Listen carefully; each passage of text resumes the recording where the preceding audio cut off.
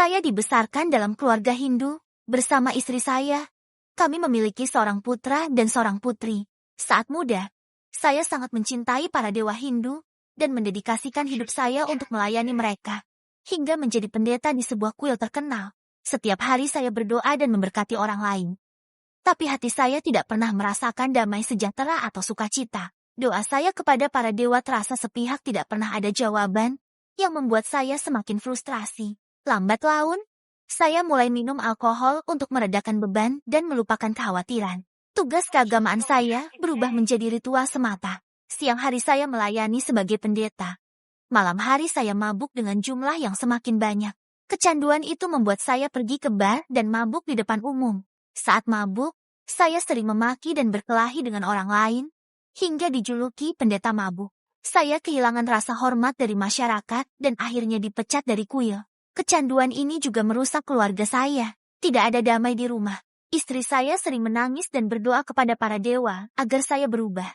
Tapi tidak ada jawaban. Suatu hari, saya terserang sakit perut yang sangat parah hingga tak tertahankan. Istri saya berdoa dengan air mata kepada para dewa.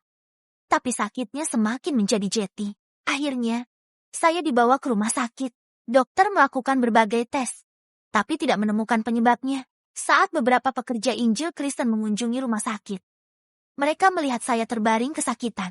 Dengan penuh kasih, mereka berbicara tentang Yesus.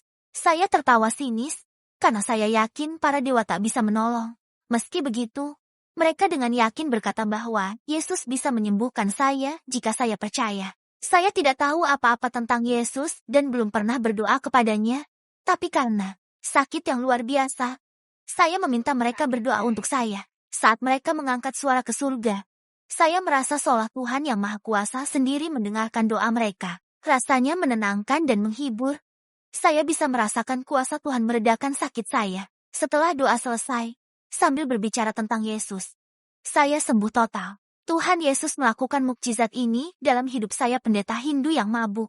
Pada hari itu, Tuhan membuktikan bahwa Dia adalah Allah yang berbicara, menyembuhkan, dan menyelamatkan jiwa yang hilang seperti saya. Saat itu juga, saya memutuskan menjadi hamba-Nya. Saya menerima Yesus sebagai juru selamat dan dibaptis. Tuhan menyembuhkan, menyelamatkan, dan membersihkan saya. Kini seluruh keluarga saya melayani Dia.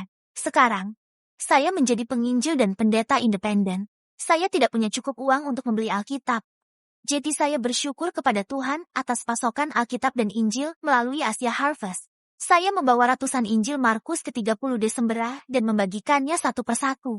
Pembagian ini membuka jalan bagi kelompok doa dan pembaptisan banyak orang percaya baru. Akibatnya, 98 keluarga kini mengikuti gereja kami.